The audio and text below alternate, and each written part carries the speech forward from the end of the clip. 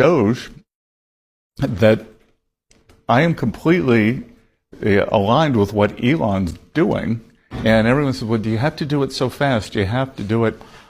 Like I said, I've only been in this business for 7 weeks. I've only been in D.C. for 8 weeks. But the thing I can tell you is if you don't move fast, the vested interest will weigh you down. Totally. Like the quicksand will come up, or the claws get the claw. Yeah, everybody's got lobbyists. Everybody's got. Yeah. I mean, think about it. Within a 10-mile radius of here, 25% of the GDP of the U.S. pulsates through here. Pulsates every day. Yeah, and everybody wants to just skim a little. I said to Elon, we were in a meeting, and I said, people are mad at you because you're moving their cheese. And he goes, it's not their cheese. It's the American people's cheese. 100%. Right. Every dollar spent goes into someone's pocket, and that person's going to fight tooth and nail to get that dollar to keep flowing into their pocket. And it's a very, there's no winning in Elon's role. There's every single time he takes action, there are people that are going to come after him, that are going to come after the administration.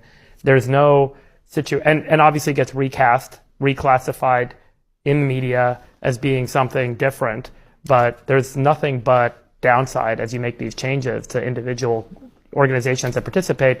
And then it takes a while for the flow of that money to find its way, or those individuals to find their way back into the productive private economy. That's where I think there's a big gap and a big challenge in the perception of the actions that are going on with the changes right now, is everyone sees the cuts, but they don't see the benefits. And that's 9 months, 12 months, 15 months down the road. And that's a really hard thing to reconcile for most. Yeah, and I'd say there are a couple of things too. Is one, everyone's hearing cuts and they think their government services are going to get cut. That's right. And they're not. I keep saying it's the Department of Government Efficiency, not government extinction, not government elimination.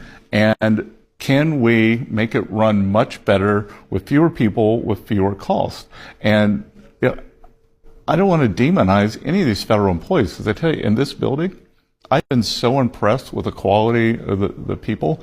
I would have hired them in my private firm. They are great public servants. I need you to stay for the weekend. I need a 25-page memo in 72 hours. Super high quality. I actually think when all this is done, there will have been two big savings. One will have been on these contractors. Sure. Totally. We were just talking about this. We were with Elon just now. We were just with Elon in the West Wing. An incredible stat. He said, I'm not going to name the firm so that I don't want to, but he said this one organization gets 98% of their revenue from I was in the newspaper, so we can say it. It's Booz Allen. Exactly. So we were talking about this, and then we were going through the numbers on the other firms, and it's just the whole thing. It's shocking. What kind of risk management is that, by the way? Yeah. Right. But it tells you that they didn't manage the risk. That's right. Tells you how entrenched they believe they were, and how good it is for them, and how good it is. You're absolutely right. And the way the grift works, you can only have 6-month contracts, but there are people who have had 46-month contracts. Incredible. They've been in situ for 20 years. Incredible. And it's this whole.